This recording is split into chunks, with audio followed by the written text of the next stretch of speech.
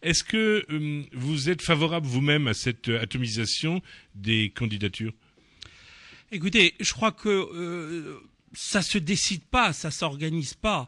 Je crois que ce qui est important et ce qui est fondamental, en tout état de cause, c'est la façon dont nous travaillons ensemble. Et notre groupe a subi des péripéties, des gens qui ne nous ont pas rejoints, des personnes qui nous ont quittés. Mais ce qui est important, c'est que nous soyons tous ensemble autour d'un même objectif et avec des mêmes engagements.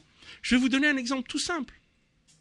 Tout le groupe a pris l'engagement en tant que groupe, si demain nous nous retrouvons en responsabilité au niveau du consistoire de Paris, de ne prendre aucune décision qui vienne à enfreindre la halakha. Ce sont des éléments comme cela qui constituent la cohésion de notre groupe. Ça pouvait être différent avant ? Regardez l'histoire du consistoire et vous pouviez vous retrouver dans des situations qui, quelque part, interpellent ou interrogent. Voilà. Mais en tout état de cause, c'est un point qui constitue un des éléments du ciment de notre groupe. Je vais vous donner un exemple tout simple, puisque le deuxième point de notre programme après la liste, c'est la réorganisation du consistoire. Si on fait un petit peu d'histoire, moi je dirais que le consistoire est quelque part victime de son succès.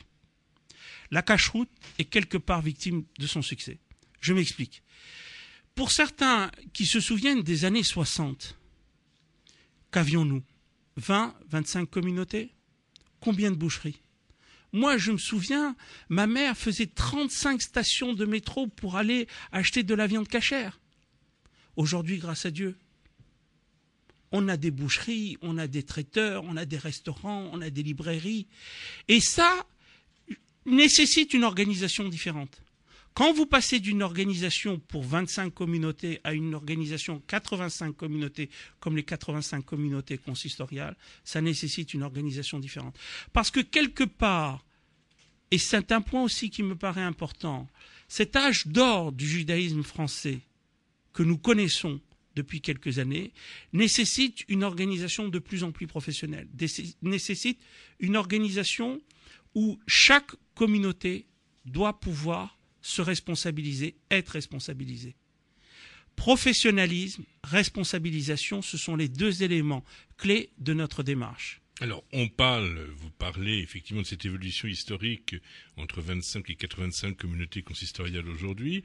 Je ne sais pas si des statistiques ont été faites sur le nombre de fidèles globalement. En tout cas, en nombre de communautés, il y a encore un grand nombre de communautés non consistoriales en dehors du consistoire. C'est une tautologie. Vous avez une ambition de pouvoir fédérer un plus grand nombre. Qu'est-ce qui fait qu'aujourd'hui, des communautés dont les valeurs sont proches de celles du consistoire restent en dehors? Est-ce que le modèle consistorial ne leur convient pas?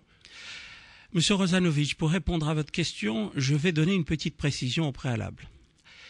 Je vais prendre un exemple tout simple, celui des Talmudei Torah. Vous vous trouvez dimanche matin, il est 9h.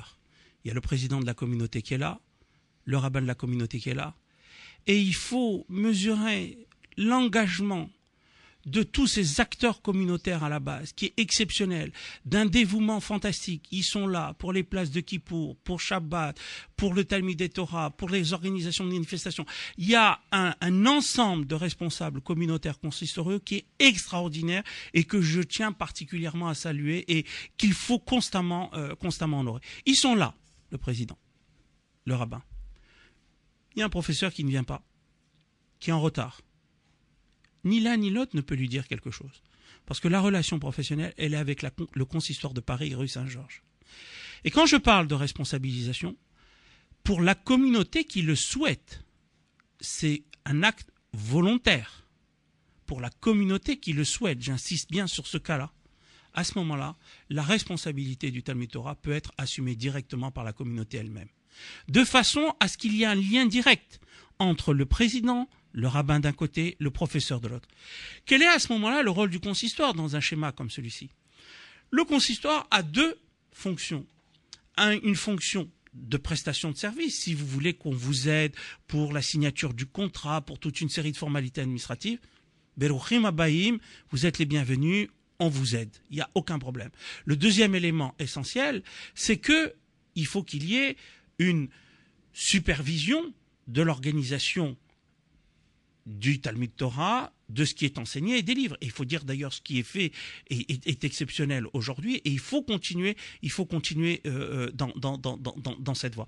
Mais c'est fondamentalement la responsabilisation.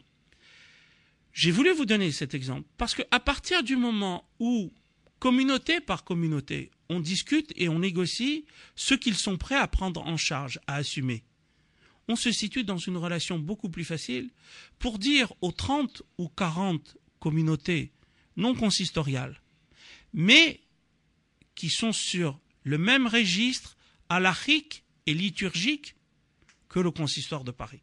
Il ne faut pas qu'il y ait d'ambiguïté là-dessus. À ce moment-là, on s'assoit, on discute. Et je ne vois pas pourquoi, et c'est le troisième point de notre programme essentiel, je ne vois pas pourquoi à ce moment-là, on ne trouvera pas la possibilité de travailler ensemble. Même s'il faut une discussion, Ziman Kiryat Shema Shel Shaharit, on trouvera une solution. Il n'y a pas de raison de ne pas trouver de solution.